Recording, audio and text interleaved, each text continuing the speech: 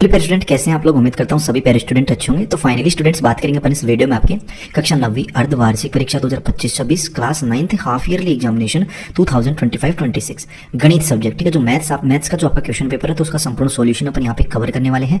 Total number of question की बात करें तो 45 यहाँ पे क्वेश्चन रहेंगे आपके और मैक्सिमम मार्क्स आपके 70 अंक है।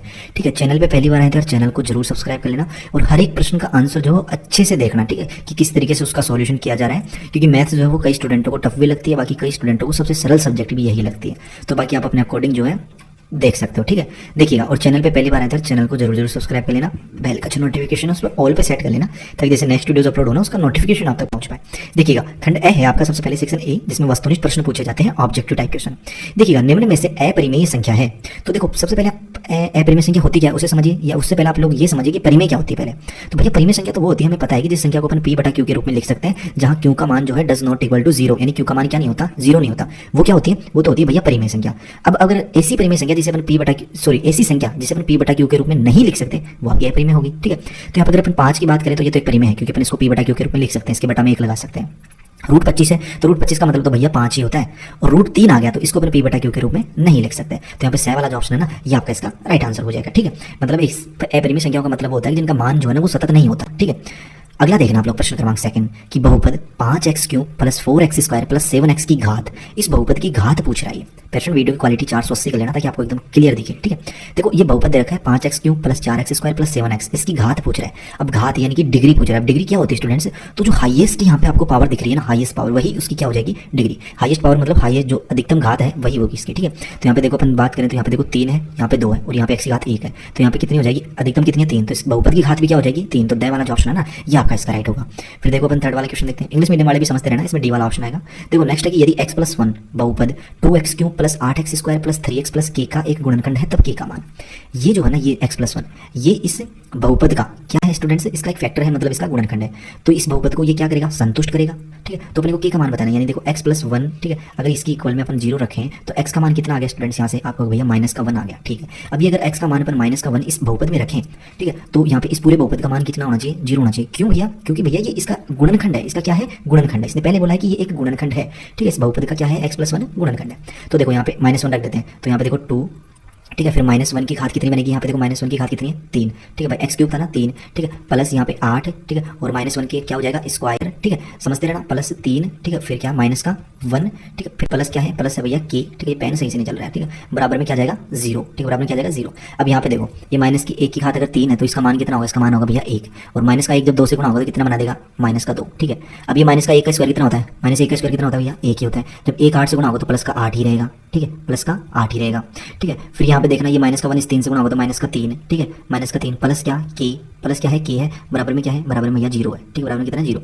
अब यहाँ पे देखो ये -2 और -3 कितने हो गए, -5 हो गए और प्लस के 8 है, तो कितने बचेंगे यहाँ पे, तो यहाँ पे बचेंगे भैया +3। ठीक है, कितने बचेंगे, +3 प्लस k बराबर में 0। ये पेन सही से नहीं चल रहा है स्टूडेंट्स। ठीक है, लेकिन आप समझते रहना। देखो +3 बराबर के इधर लेके जाएंगे तो ये -3 हो जाएगा और k बराबर में कितना आ गया, माइनस का यहाँ पे ये 3 है। ठीक है, -3 है। उम्मीद करता हूँ ये क्वेश्चन समझ में आ गया होगा, इसमें कोई डाउट नहीं होना चाहिए। ठीक है, तो इसमें से वाला ऑप्शन आप लोग इसमें राइट कर लेना। ठीक है, बाकी नेक्स्ट क्वेश्चन अपन देखते हैं। फोर्थ वाला क्वेश्चन है कि बिंदु -2 और 3 किस चतुर्थांश में है। तो आपको चतुर्थांश 4 होते हैं अपने, पहले में सारे प्लस के। ठीक है, दूसरे में पहला x माइनस का y प्लस का, तीसरे में दोनों ही माइनस के, और चौथे में x प्लस का जबकि y माइनस का। अब ये देखो ये माइनस प्लस है तो माइनस प्लस दूसरा चतुर्थांश हो गया, मतलब द्वितीय। तो बे वाला जो ऑप्शन है ना ये आपका इसका राइट हो जाएगा स्टूडेंट्स। ठीक है, नेक्स्ट क्वेश्चन पढ़ो, यहाँ पे क्या है नेक्स्ट क्वेश्चन। तो नेक्स्ट क्वेश्चन स्टूडेंट्स यहाँ पे कि बिंदु 3 4 की y एक्सिस से दूरी। देखो जब कभी भी बिंदु दे रखे हों तो x और y के निर्देशांक, और y एक्सिस से पूछ रहे हैं ना, जब y एक्सिस से पूछे तो x का निर्देशांक बता दो और x एक्सिस से पूछे तो y का निर्देशांक बता दो। तो y से पूछ रहे हैं तो x का कितना है, यहाँ पे x का भैया 3, तो इसकी दूरी कितनी हो जाएगी, 3 इकाई। भाई ये इस y एक्सिस से दूरी पूछ रहा है तो y एक्सिस से दूरी कितनी हो जाएगी, 3 हो जाएगी। x का निर्देशांक बताना हमेशा। ठीक है, मतलब जिस एक्सिस से पूछे ना उसके अपोजिट वाले का निर्देशांक बता दो। ठीक है, y से पूछ रहा है तो x का निर्देशांक बता दो, x से पूछ रहा है तो y का निर्देशांक बता दो। समझ में आना चाहिए कैसे, जैसे ये निर्देशांक देखो इसको अपन लिखते हैं। ठीक है, वीडियो काफी लेंथी होगी मैथ्स की क्योंकि अपन हर एक प्रश्न को अच्छे से समझेंगे। देखो यहाँ पे 3 है, मान लीजिए x का यहाँ पे 3 है। ठीक है, और y का यहाँ पे 4 है, तो ये पूछ रहा है y एक्सिस से। y एक्सिस कहाँ है, ये रहा, इससे इसकी दूरी कितनी है, 3 ही था ना, तो ये हो जाएगा। ठीक है, मतलब ये वाली दूरी जो है ये वाली दूरी। ठीक है, ये कितनी है, 3 है। फिर देखो नेक्स्ट अपन प्रश्न देख रहे हैं कि यदि x का निर्देशांक है a, y का निर्देशांक 7, 3x + y = 0 के ग्राफ पर स्थित है तब a का मान। तो मान रख दीजिए, x की जगह a रख देना, y की जगह कितना 7 रख देना। तो कितना बन जाएगा ये समीकरण, 3a + 7 = 10। ठीक है, इस तरीके से बनेगा। ठीक है, तो यहाँ पे देखो 3 ऐसे कैसे, ठीक है, बराबर में देखो 10 माइनस कितना हो जाएगा, -7 हो जाएगा भैया। ठीक है, तो 3a। ठीक है, अब आप भैया 7 ये कहाँ से आ गया, देखो x की जगह और y की जगह मान रखे हैं। ठीक है, बराबर देखो 10 में से 7 जाएंगे तो कितने बचेंगे भैया 3। एक की जगह कितना जाएगा, एक की जगह जाएगा भैया 3/3, यानी कि एक की जगह मान कितना आ गया 1। तो राइट आंसर क्या जाएगा इसका, बी वाला ऑप्शन 1। ठीक है, नेक्स्ट प्रश्न देखना 7वां प्रश्न कि यदि 2 अंकों की संख्या। ठीक है, तो इस प्रश्न को भी अपन समझा देंगे नेक्स्ट वीडियोस में, क्योंकि वीडियो काफी लेंथ हो जाएगी। मैं जल्दी से आपको पहले क्वेश्चन बता देता हूँ। देखो नेक्स्ट है कि 2 बिंदुओं से गुजरने वाली रेखाओं की संख्या कितनी होती है। तो आप लोग समझ गए होंगे, जैसे मान लीजिए एक बिंदु ये रहा, एक बिंदु ये रहा, 2 बिंदु हो गए, इनसे गुजरने वाली रेखा कितनी है, तो इनसे गुजरने वाली रेखा हमेशा एक ही होती है। ठीक है, एक ही गुजरेगी 2 बिंदुओं से। अब मान लीजिए कोई रेखा इधर से आ रही है तो ये इसी बिंदु से गुजरी, इससे नहीं क्रॉस हुई ना, कोई मान लीजिए इधर से जा रही है तो इससे हुई, बस एक ही रेखा गुजरेगी। इसमें आप लोगों को ए वाला 2 बिंदुओं से हमेशा एक, और एक बिंदु से गुजरने वाली रेखा की संख्या अनंत। ठीक है, ये याद रखना भाई, एक बिंदु है इससे तो अनंत रेखाएं गुजरेंगी। ठीक है, अनंत रेखाएं, लेकिन 2 बिंदुओं से हमेशा एक ही रेखा। देखो मतलब दोनों को टच करनी चाहिए। संभव त्रिभुज की एक भुजा ए है तो इसका परिमाप, भाई संभव त्रिभुज है कोई इस तरीके से। संभव त्रिभुज होता क्या है भैया, भैया वो होता है जिसकी तीनों भुजाएं बराबर, यानी ए ए ए। परिमाप का मतलब क्या होता है, परिमाप का मतलब होता है भैया भुजाओं का योग। तो 3a हो गई, मतलब 3 भुजाएं होंगी, तो इसका परिमाप 3a। ठीक है, तो यहाँ पे ए वाला ऑप्शन इसका राइट हो जाएगा। देखो 5 सेंटीमीटर त्रिज्या वाले अर्धगोले का संपूर्ण पृष्ठीय क्षेत्रफल होगा।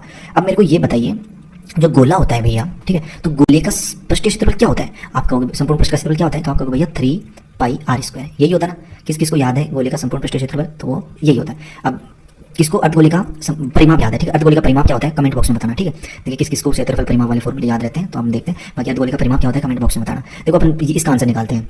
देखो मान रख दो 3 ऐसे कैसे, पाई देखो ऑप्शंस में दे रखे हैं, तो पाई को अपन चेंज नहीं करेंगे, पाई ऐसे कैसे रखेंगे। ठीक है, गुणा r² की जगह कितना 5 का स्क्वायर भैया। ठीक है, तो ये कितना हो गया 3π गुणा 25 गुणा कितना, 5 का स्क्वायर कितना होता है 25, 5 का स्क्वायर 25 होगा ना, 25 को 3 से गुणा करेंगे 25 3 75, और साथ में क्या चल रहा है, साथ में चल रहा है भैया पाई, तो 75π इसका राइट आंसर आ जाएगा। बी वाला ऑप्शन आप लोग इसमें राइट कर लेना। ठीक है, इस तरीके से। फिर यहाँ पे देखो रिक्त स्थान वाले प्रश्न आ गए, तो इनको भी आप लोग पढ़ सकते हो। जब ग्राफ की लंबाई चौड़ाई ऊंचाई समान हो तो उसे क्या कहेंगे, आयत कह देंगे।